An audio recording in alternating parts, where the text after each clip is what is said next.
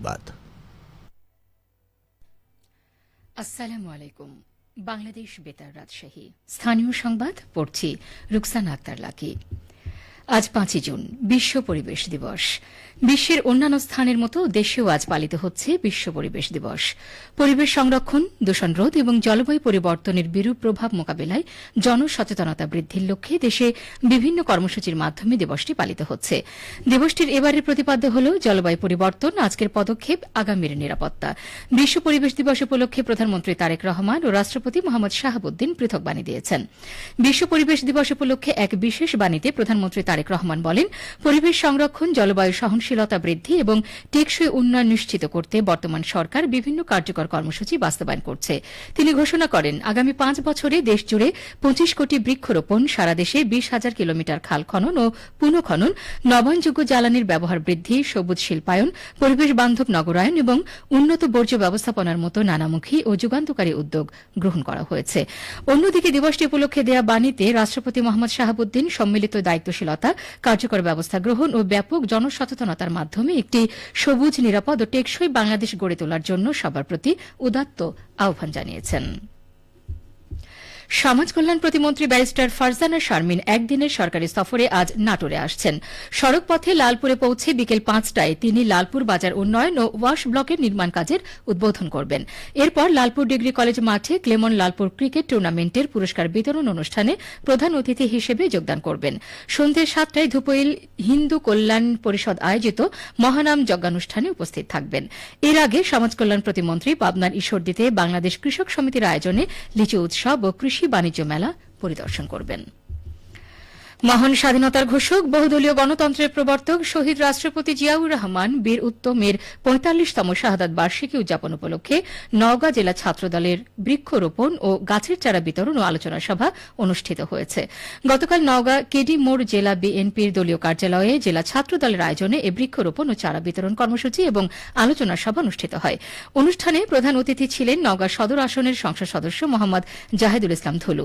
এ সময় জেলা বিএনপি ও জেলা ছাত্রদলের বিভিন্ন পর্যায়ে নেতৃবৃন্দ উপস্থিত ছিলেন। আলোচনা সভা শেষে নওগাঁ সদর উপজেলার সকল ইউনিয়ন, কলেজ এবং পৌরসভায় 100 করে প্রায় 1500 গাছের চারা বিতরণ এবং কেডি মোড়ে বৃক্ষরোপণ করা হয়। নাটোরে অবস্থিত Bangladesh army university of engineering and technology বাওয়েটের 22তম শৃঙ্খলা কমিটির সভা অনুষ্ঠিত হয়েছে। গতকাল বিশ্ববিদ্যালয়ের সিন্ডিকেট কক্ষে অনুষ্ঠিত সভায় সভাপতিত্ব করেন বিশ্ববিদ্যালয়ের উপাচার্য brigadier general S M Lutfur Rahman.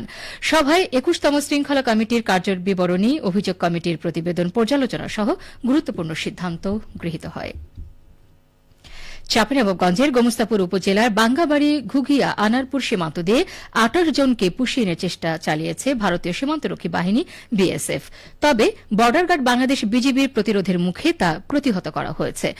গত মঙ্গলবার ভোর রাত 3টার দিকে আন্তর্জাতিক সীমান্ত পিলার 203/6 এলাকা দিয়ে 28 জনকে পুষিন করে ভারতীয় সীমান্তরক্ষী বাহিনী 12 বিএসএফ ব্যাটালিয়নের আশরাফপুর ক্যাম্পের সদস্যরা।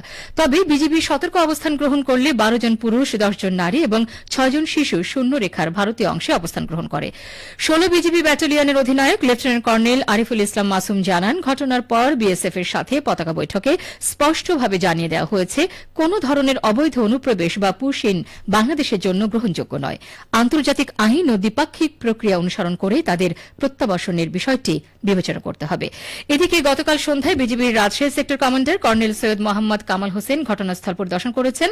তিনি জানান, এ বিষয়ে ঊর্ধ্বতন কর্তৃপক্ষের সাথে আলোচনার পর পরবর্তী করণীয় নির্ধারণ করা হবে। চাঁপাইনবাবগঞ্জের 3 উপজেলায় বজ্রপাতে 3 নারী সহ 6 জনের মৃত্যু হয়েছে। গতকাল বিকেলে বৃষ্টির সময় পৃথক স্থানে বজ্রপাতের ঘটনায় তাদের মৃত্যু হয়। নিহতদের মধ্যে শিবগঞ্জ উপজেলাতে মারা গেছেন 3 জন এবং নাচল উপজেলায় 2 জন।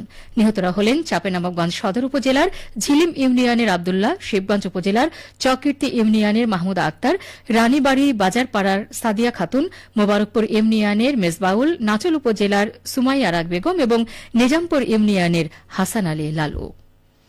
সবশেষে আবহাওয়া। আজ দুপুর 12টায় রাজশাহীতে তাপমাত্রা ছিল 33 ডিগ্রি সেলসিয়াস। সে সময় বাতাসে আপেক্ষিক আর্দ্রতার পরিমাণ ছিল 64%। রাজশাহী ও পার্শ্ববর্তী এলাকায় আজ সূর্যাস্ত সন্ধ্যে 6টা 51 মিনিটে। সংবাদ শেষ হল।